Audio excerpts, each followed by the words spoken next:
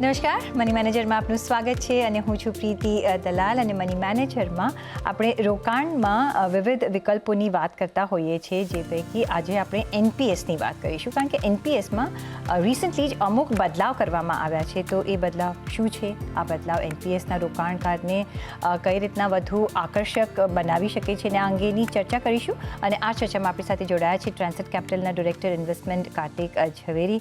કાર્તિકભાઈ, ઘણું સ્વાગત છે તમારું આજના શોમાં.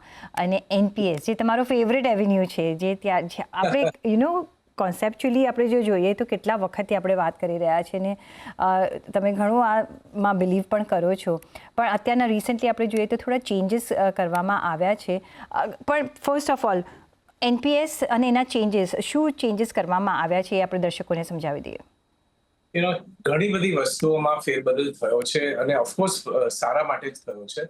આપણે ઓલવેઝ મેન્ટેન કરેલું કે NPS as an option was always better than EPF. કારણ કે ઈપીએફમાં તમને જે 7% રિટર્ન મળે છે એ જ મળશે, 7 કે 8% જે પણ ગવર્મેન્ટ નિશ્ચિત કરે છે એ પ્રમાણે. પણ તમને આ પ્રોડક્ટમાં ઘણું વધારે બેનિફિટ મળવાના ચાન્સીસ છે. હવે સારી વસ્તુ એવી છે કે જે જૂના રૂલ હતા, દાખલા તરીકે જ્યારે એક એવો રૂલ હતો કે 65% જ તમે તમારા પૈસા ઇક્વિટીમાં ઇન્વેસ્ટ કરી શકતા હતા, એની અગેન્સ્ટમાં આજે 100%નું લિમિટ ઓપન થઈ ગઈ છે. તો આ ખાલી નવા લોકો માટે નથી, આ જેટલા લોકો એક્ઝિસ્ટિંગ પણ એનપીએસમાં હતા એ લોકો માટે પણ આ લાગુ પડશે. એટલે ઇટ્સ અ નાઇસ થિંગ. એટલે 3-4 મને જે બહુ ઇન્ટરેસ્ટિંગ લાગ્યા જે ચેન્જીસ થયા છે, એમાં એક તો એ છે કે ઇન્વેસ્ટમેન્ટ જે પહેલા 75 વર્ષ સુધીનું હતું એની જગ્યાએ તમે 85 વર્ષ એને એક્યુમ્યુલેટ કરી શકો છો. એટલે તમારે પેન્શન જો 85 ચાલુ કરવું હોય તો એ તમારી પાસે વિકલ્પ અત્યારે ઉભો થઈ ગયો છે. પેલા 75 નો હતો, હવે 85 થશે, 85. પછી બીજો એક બહુ જ અગત્યનો એક બેનિફિટ એ થયો છે કે જે એન્યુટી હતી એ તમે ખાલી 20%ની એન્યુટી લેશો અને 80% પૈસા ઉપાડી લેશો તો પણ આ અલાઉડ થવા બનશે. પહેલા 60% હતા, 60ની જગ્યાએ 80 થઈ ગયા. એટલે દેટ ઇઝ ગુડ. જેની પાસે નાનું ભંડોળ છે, નાનું કોર્પસ છે, એ લોકો માટે 100%નું વિડ્રોવલ પણ અલાઉડ થઈ ગયું છે. અને એક બીજી ઇન્ટરેસ્ટિંગ ફેસિલિટી પણ આવી છે, સિસ્ટમેટિક યુનિટ રિડેમ્પશન. અત્યારે એનો સ્કોપ, એ આઈડિયા બહુ સરસ છે, અત્યારે એનો સ્કોપ નાનો દેખાય છે, પણ આગળ જતા એ લોકો મને એવું લાગે છે કે એમાં પણ વધારે વિસ્તાર કરશે ને વધારે ડેવલપમેન્ટ લઈ આવશે અને બધા જ સબસ્ક્રાઇબર એટલે બધા જ એનપીએસ ઇન્વેસ્ટર્સને એનો ફાયદો થશે. અત્યારે એક અમુક શ્રેણીને થશે, પણ આગળ જતા બધાને થશે એનો, કારણ કે એ કોન્સેપ્ટ બહુ સરસ છે અને આપણે બધી વસ્તુની 1 by 1 વાતો કરશું. Absolutely. તો the positive part of this is કે જે પણ સ્કીમ્સ છે, હવે એમાં ઘણા બધા આપણે ગવર્મેન્ટની નજર રહેલી છે અને એમાં આપણે ઘણા બધા રિફોર્મ્સ આવતા જોઈ રહ્યા છીએ. ઘણા આપણે જોયા છે ને હવે એનપીએસમાં પણ આપણે રિફોર્મ બદલાવ જોઈ રહ્યા છીએ. So let's discuss 1 by 1. કે જે પહેલો તમે એજ ફેક્ટર કહ્યું કે હવે તમે અહીંયા 85 વર્ષ સુધી યુ કેન સ્ટે ઇન્વેસ્ટર, જે પહેલાં 75 વર્ષની પહેલાં અર્લિયર એજ હતી. કઈ રીતના તમે જોઈ રહ્યા છો આમાં પોઝિટિવનેસ, કઈ રીતના જોઈ રહ્યા છો, કઈ રીતના બેનિફિટ થઈ શકે છે એઝ અ ઇન્વેસ્ટર આપણે જો જોવું હોય તો? યસ, આમાં શું છે કે રિટાયરમેન્ટ પ્લાનિંગમાં આટલા વર્ષોથી જે 25-30 વર્ષથી મારો અનુભવ છે આમાં, તો મેં જોયું છે કે જે વ્યક્તિ પ્લાન કરે છે ને જે એકચ્યુઅલી પરિસ્થિતિ હોય છે એટ રિટાયરમેન્ટ, એમાં ઘણો અંતર થઈ ગયો હોય છે. એટલે આપણે એમ વિચાર કર્યો હોય છે કે આપણે 60 કે 65 થી આવી રીતે આમ કેશ ફ્લો એન્જોય કરવા માંડશું, પણ પછી એવું લાગે છે કે જ્યારે કોઈ 60-65 પહોંચે ત્યારે હજી તો આપણે સક્ષમ છે, આપણે બીજું કોઈ કામકાજ કરી શકીએ છીએ, એઝ અ કન્સલ્ટન્ટ કરી શકીએ છીએ, ઘણા બધા આપણી પાસે વિકલ્પો ઉભા થઈ ગયા છે. તો આ પેન્શનની જરૂરત નથી. તો જાણી જોઈને આ પેન્શન શું કામ લેવું? અને એની જગ્યાએ મારી જો ભંડોળ જ મારું વધારતા જવું હોય, મારે વધારે ગ્રોથ કરવો હોય, તો એ જે પહેલા 75 સુધી થતો હતો એ હવે 85 થશે. એટલે મીન્સ બીજા 10 વર્ષનું મને એક્યુમ્યુલેશન મળશે. 10 વર્ષનું એક્યુમ્યુલેશન એટલે મીન્સ વોટ? કે 100 રૂપિયા તમારા 400 રૂપિયા 4 ગણા થઈ જશે. એટલે તમે આજે એમ વિચાર કરો કે તમે વિચાર કરતા હોય કે તમારે એક જાતની તમારે ઇનહેરિટન્સ કે વારસો આપવો છે તમારા એના દીકરા દીકરીને, તમારા પૌત્ર પૌત્રીઓને, તો 10 વર્ષમાં તો 4 ગણા પૈસા વધી જશે. એટલે તમે જે પણ તમારું કોર્પસ ભેગું કર્યું હશે, જો તમે એમ ડિસાઇડ કરો કે મારી પાસે મારું જીવવા માટે તો પૈસા છે, મારો કેશ ફ્લો વ્યવસ્થિત ચાલુ છે, મારે આમાંથી અત્યારે તો પેન્શનની જરૂરત નથી, તો તમે 80 સુધી 85 સુધી તમે વધારે આગળ સુધી પુશ કરી શકો છો. એટલે તમને એક્યુમ્યુલેશન વધારે મળે. એટલે from that angle I think it's a very good idea. અને એક્યુમ્યુલેશન કરીને જો તમારે વારસો ન આપવો હોય તો તમને કેશ ફ્લો વધારે આવશે. એટલે જે પણ એમાંથી કેશ ફ્લોની જે પેન્શન આવવાનું હતું એ તમને પેન્શન વધારે મળવાની પણ શક્યતા છે.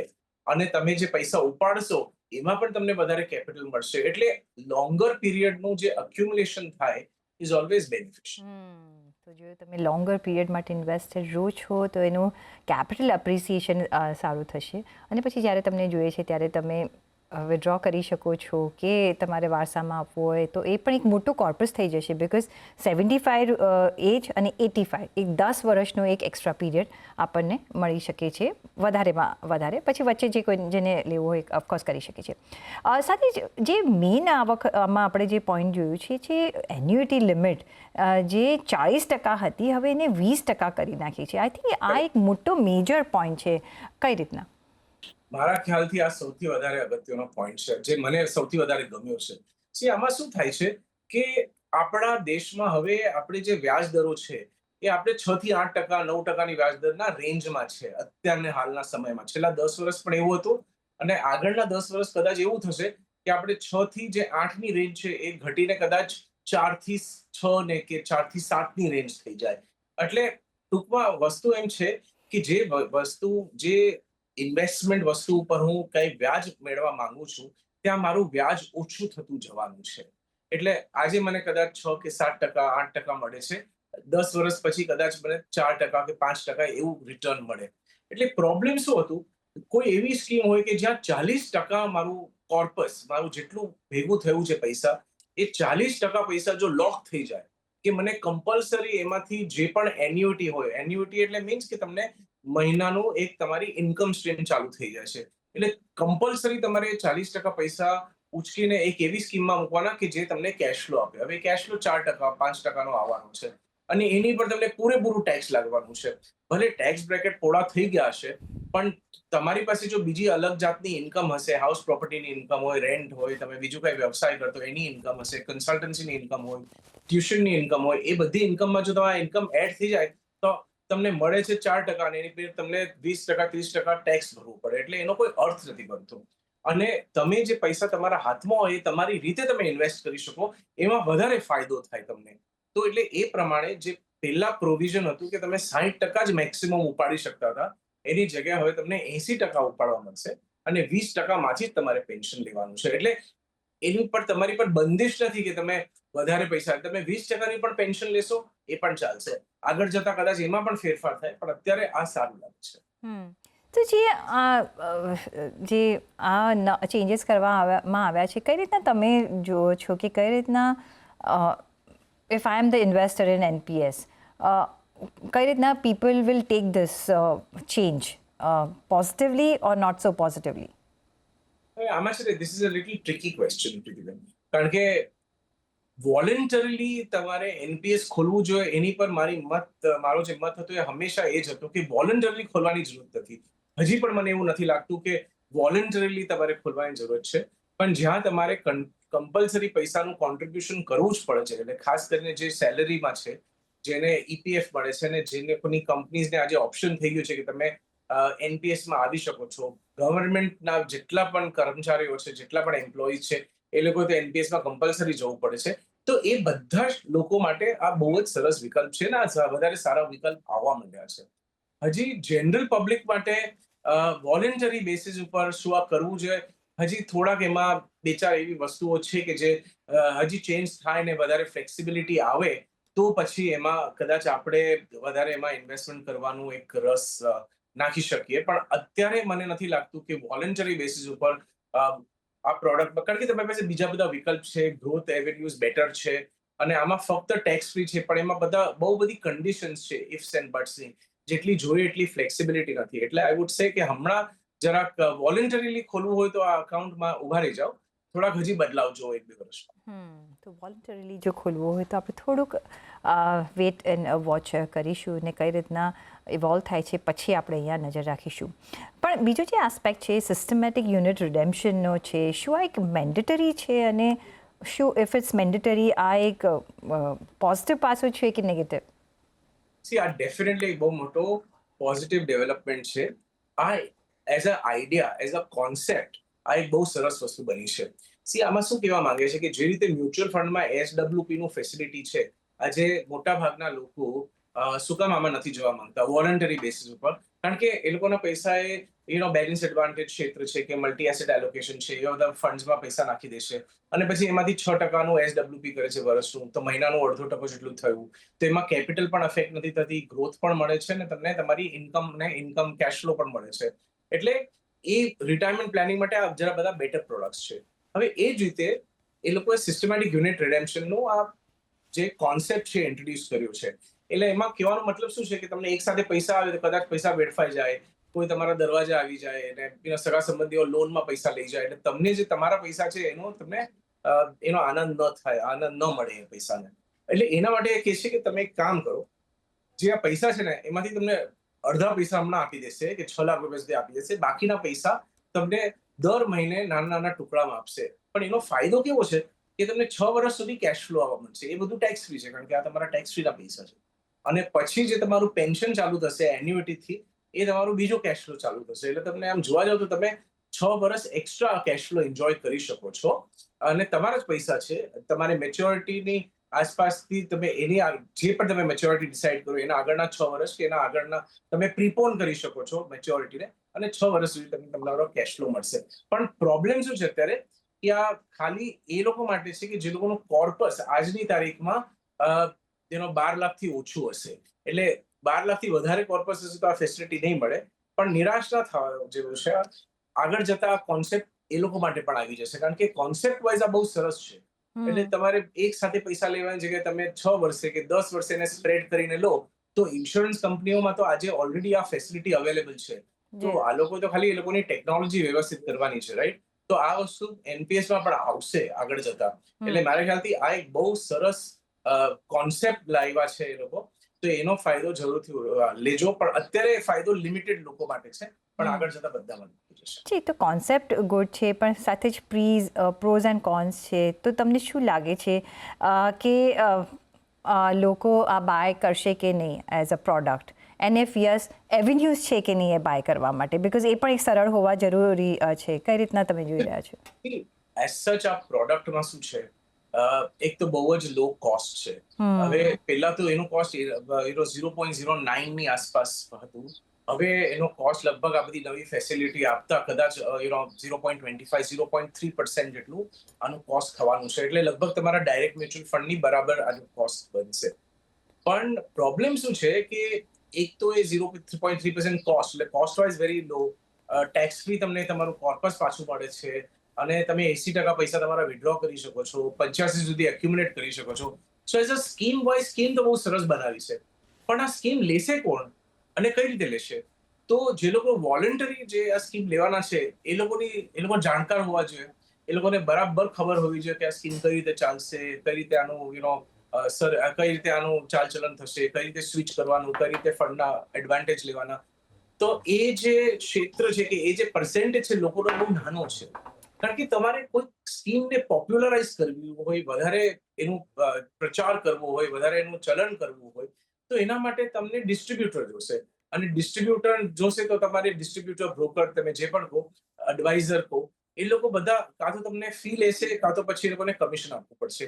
તો એના વગર જે ગવર્મેન્ટનો ઉદ્દેશ્ય છે કે બધા ઘરોમાં એક નહીં, બે નહીં, પણ 4 એનપીએસ એકાઉન્ટ ખુલી જાય, કે જેનાથી બધા લોકોનું રિટાયરમેન્ટ મજબૂત થઈ જાય, રિટાયરમેન્ટ શ્યોર થઈ જાય, તો એ વસ્તુ કદાચ નહીં થાય. કારણ કે આ પ્રોડક્ટ બહુ સરસ છે, પણ આ પ્રોડક્ટનું પ્રચાર કરશે કોણ? ગવર્મેન્ટ જેટલું કરી શકે છે એટલું જ કરશે, અને નવી નવી પોલિસીઓ લાવશે, અમેન્ડમેન્ટ લાવશે આ બધા રેગ્યુલેશન્સમાં, અને એ કારણે પ્રોડક્ટને સારો બનાવશે.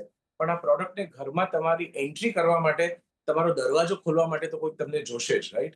તો એટલે આ બધી વસ્તુ છે, આ બધા થોડા કન્સર્ન્સ છે. પણ પ્રોડક્ટ સારો થતો જાય છે. અને જો તમારે કમ્પલસરી એનપીએસમાં નાખવાના હોય પૈસા, તો તમે વધારે આનંદથી પૈસા નાખજો. અને તમારે ટિયર 2 અકાઉન્ટ ખોલવું હોય તો એ પણ ખોલજો. એ તો વોલન્ટરી અકાઉન્ટ છે. પણ બહુ તમે ફ્રીલી આમાં ઇન્વેસ્ટ કરી શકો છો, અને આગળ જતા આ પ્રોડક્ટ વધારે ને વધારે બેટર થતો. હવે દર્શકોના સવાલોના જવાબ સાથે શરૂઆત કરીએ. રૂપેશ પટેલનો પહેલો સવાલ આવ્યો છે કાર્તિકભાઈ. એ કહે રહ્યા છે કે એમનો જે સેલરી છે, પગાર છે, 41,000 રૂપિયા છે, અને એ મંથલી 8,000 રૂપિયાની એસઆઈપી કરે છે અને 5,000 રૂપિયાની રિકરિંગ ડિપોઝિટ આરડી કરે છે. એટલે કે આવકના લગભગ 20%થી વધુ એ રોકાણ કરી રહ્યા છે. તો આ રોકાણ પૂરતું રહેશે કે નહીં. હવે કેટલા ટેન્યુઅર માટે, કયા ગોલ્સ માટે, બીજા કયા રોકાણ છે એ તો અમને ખબર નથી, પરંતુ મોટા મોટા જે ઓવરઓલ આપણે વ્યૂ આપવો હોય, કાર્તિકભાઈ, શું રહેશે? યુ નો એમને પહેલી વસ્તુ તો રૂપેશભાઈને એ કેવું છે ને એમની સાથે જેટલા પણ બીજા લોકો છે કે તમે સરસ મજાનું 30% જેટલું તમારું ઇન્કમ છે એના 30%નું તમે સેવિંગ કરી રહ્યા છો. તો પછી સેવિંગ એવું કરો કે જે તમારી સાથે 4 કદમ તમારાથી આગળ, એટલે 4 ગણી તમારાથી વધારે શક્તિ અને વધારે ગતિથી આગળ તમારું ઇન્વેસ્ટમેન્ટ વધે. તો એવું કંઈક કરવું જોઈએ. જે 8,000ની એસઆઈપી કરો છો બહુ સરસ છે, પણ 5,000માં પછી તમે એવું કરો છો કે એ તો એટલું બધું સ્લો થઈ જશે એટલે તમારો ઓવરઓલ પોર્ટફોલિયો ઘણો સ્લો ચાલશે. તમને ખાલી હું એક દાખલો આપું. 5,000 રૂપિયાનું 25 વર્ષે તમે એસઆઈપી કરો ને તો તમને લગભગ 1.5 કરોડ રૂપિયા જેટલું ભેગું થઈ જાય. હવે એની સામે તમે આ 5,000 રૂપિયાની રેકરિંગ ડિપોઝિટ કરશો તો તમારા માંડ 50 લાખ રૂપિયા ભેગા થશે. ટેક્સ વેક્સ આપીને. અને ક્યાં 50 લાખ ને ક્યાં 1.5 કરોડ, 100 લાખ એટલે 1 કરોડ રૂપિયાનો ફરક પડી ગયો. હવે તમે વિચાર કરો કે તમારા માટે આ ઇનફ છે કે નહીં. પણ હું તમને મારા અનુભવથી કહું છું કે અત્યારે તમે જેટલું વધારે કરી શકશો નાની ઉંમરમાં દેટ ઇઝ બેટર. કારણ કે આગળ જતા જ્યારે તમે 50 ના થશો, 55 ના થશો, ઇવન 50, 55, 40, 45 માં પણ ખર્ચા એવા બધા આવશે કે તમને લાગશે કે આ તો અત્યારે આપણે આપણી અડધી ઇન્કમ આપણે બચાવવી જોઈએ, કારણ કે એટલા બધા ખર્ચા પૂરા પાડવા માટે. એટલે આઈ થિંક તમે જરા આ ફેરફાર કરો, રિકરિંગ ડિપોઝિટ ના કરો, એટલું બધું કોન્ઝર્વેટિવ થવાની જરૂરત નથી. અને એમાં તો તમને સાવ જે 7% મળતા હશે એની પર પણ ટેક્સ લાગે છે. એટલે એ ના કરતા એસઆઈપી કરો. 8,000ની જગ્યાએ 13,000 રૂપિયાની એસઆઈપી કરો, એ પણ વધારતા જજો અને બહુ સરસ મજાનું કેપિટલ બની જશે. જસ્ટ ઇમેજિન 10,000 રૂપિયા ખાલી તમે કરો, આશરે બધાને કેલ્ક્યુલેશન માટે 3 કરોડ રૂપિયા ભેગા થઈ જાય 25 વર્ષે. એટલે તમે 3 કરોડ રૂપિયા તમારી પાસે થઈ જાય તો તમારી પાસે ચોઇસ કેટલું બધું થઈ જાય. 25 વર્ષમાં તમે 45 ના થાવ કે 50 ના થાવ ત્યાં સુધી તમારે વ્યવસાય કરવો હોય, બિઝનેસ કરવો હોય, કામ ના કરવું હોય, કેટલા બધા તમારી પાસે વિકલ્પો ખુલી જશે. એટલે એ રીતે વિચારજો. જી, તો આરડીની જગ્યાએ તમે એટલું જ તમે એસઆઈપી કરો, તમે મ્યુચ્યુઅલ ફંડ થ્રુ રોકાણ કરો. તમે અત્યારના 8,000 કરો છો, તે બીજા 5,000 બી તમે અહીંયા જોડી દો, 13,000નું કરો. અને જ્યારે વધારે ઇન્કમ આવે છે, પગાર વધારો થાય છે, એટલા તમારું સ્ટેપઅપ કરતા જાઓ, તમારું રોકાણ સ્ટેપઅપ કરતા જાઓ, જેથી તમારા ગોલ પ્રમાણે કે જ્યારે તમને પૈસા જોઈએ છે વર્ષો પછી, તો ત્યારે તમને એક મોટું કોર્પસ મળી આવશે અને એમાં તમારા માટે જ એ ઉપયોગી થઈ રહેશે. અને તમારું કેપિટલ એપ્રિસિએશન મચ મોર ફાસ્ટર થશે. એટલે એ પોઈન્ટ ઓફ વ્યૂથી પણ તમારે એસઆઈપીમાં એક વધારે રોકાણ કરવું જોઈએ. કેયુર રાણા નો નેક્સ્ટ ક્વેશ્ચન છે. 28 વર્ષની એમની ઉંમર છે, એમનો પગાર 50,000 રૂપિયા છે, રેન્ટ અને અન્ય ખર્ચ મળીને એમનો માસિક ખર્ચ 40,000 રૂપિયા થાય છે. હવે એમનું સેવિંગ, ઇન્સ્યોરન્સ કે મ્યુચ્યુઅલ ફંડ કંઈ જ નથી. તો હવે એમને શરૂઆત કરવી છે. એના 28 વર્ષના તમે થઈ ગયા છો, રાઈટ? તો સતત રોકાણ કરતા રહી શકું એ માટે એમને માર્ગદર્શન જોઈએ છે. પણ ખર્ચો વધારે છે, બચત ઓછી છે, અને બચત પણ ક્યાં જાય છે આઈ ડોન્ટ નો, કારણ કે ખર્ચો 30,000નો છે 40,000માંથી, તો 10,000 ક્યાં જાય છે એ પણ આપણે પૂછવું જોઈએ. કશેક તો રોકાણ કરવું જોઈએ ને. પણ કઈ રીતના શરૂઆત કરી શકે? એ તો આપણે પૂછશું કે જ્યારે વધારે ફોલોઅપ ક્વેશ્ચન આવશે કે વધારે પ્લાનિંગ કઈ રીતે કરવું, તો આપણે ખબર પડશે કે 40,000માંથી એમને કઈ રીતે વધારે થોડું કંઈક સજેશન આપી શકે. પણ અત્યાર માટે જે પાછળનો આપણે દાખલો લીધો એ જ ઉદાહરણ લેતા કે 10,000નું પણ આપણે ભેગું કરીએ, તમે 28 વર્ષનો છે એની પર 25 વર્ષ જોડી દો તો તમે 53 ના થશો, રાઈટ?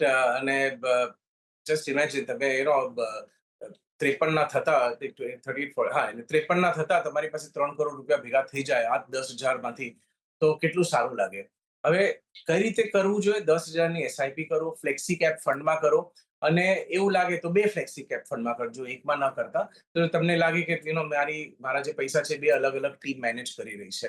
અને એને સૌથી સિમ્પલ વસ્તુ એ છે કે જે બહુ જ કરી શકાય એવી વસ્તુ છે કે ડિસિપ્લિન એને ચલાવતા રહો. પછી માર્કેટમાં ગમે તે થાય કે આજે અમેરિકામાં આ થયું ને જાપાનમાં તે થયું ને ગ્રીસમાં આ થશે ને ઇઝરાયલમાં આવું થયું, એ બધું વિચાર કરવા ખાતર તમે ઇન્વેસ્ટમેન્ટ કરતા રહો, કન્ટિન્યુઅસલી ઇન્વેસ્ટમેન્ટ કરતા રહો. મ્યુચ્યુઅલ ફંડની આ એક બહુ ફેમસ રિસર્ચ છે કે મ્યુચ્યુઅલ ફંડની સ્કીમમાં, દાખલા તરીકે સ્કીમ વાળો એમ કે મારી સ્કીમ 25 વર્ષ ચાલી છે, ફંડ મેનેજર કે, અને આ 25 વર્ષમાં એવરેજ રિટર્ન 17.5% આવ્યું છે સ્કીમનું.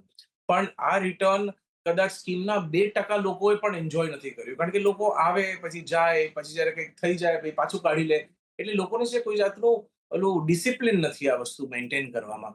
તો તમે એટલા નાખવા માંડો, ડિસિપ્લિન રાખો, તો ઘણા બધા પૈસા વધી જશે અને એટલા બધા વધશે કે પછી તમને લાગશે કે કદાચ 10,000ની જગ્યાએ 15,000 કર્યા હોત કે 20,000 કર્યા હોત તો વધારે સારું. એટલે બહુ ઈઝી છે કરવા જેવું, બહુ સિમ્પલ છે, તમારા ફોનમાંથી કરી શકો છો. 10,000 રૂપિયાની ફ્લેક્સી કેપ લઈ લો, 1 કે 2 ફંડ લઈ લો અને આઈ થિંક તમને આ તમારું પ્લાનિંગ સરસ રીતે થઈ જશે અત્યારમાં. જી, તો મે બી 1 અથવા 2 સારા ફ્લેક્સી કેપ તમે ફંડ્સ ચૂઝ કરી લો. એમાં તમે તમારા પૈસા ડિવાઈડ કરી દો અને કન્ટિન્યુઅસ રોકાણ કરજો. એમ નહીં કે મેં આજે કર્યા પછી કાઢી લીધા 6 મહિના પછી પાછા મૂક્યા.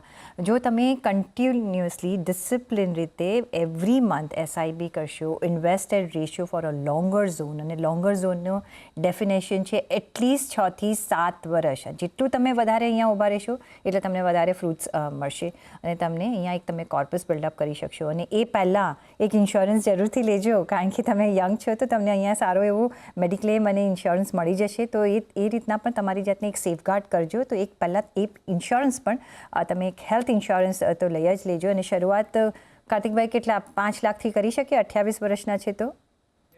ઇનફેક્ટ છે ને એકચ્યુઅલી 5 લાખ, 10 લાખ, 25 લાખમાં પછી પ્રીમિયમનો બહુ ફરક નથી પડતો. હા, 500 રૂપિયા જેવો ફરક પડે છે. તો એમની ફેમિલી પણ હોય તો ફેમિલીને પણ ઇન્ક્લુડ કરી શકે છે 10 લાખ.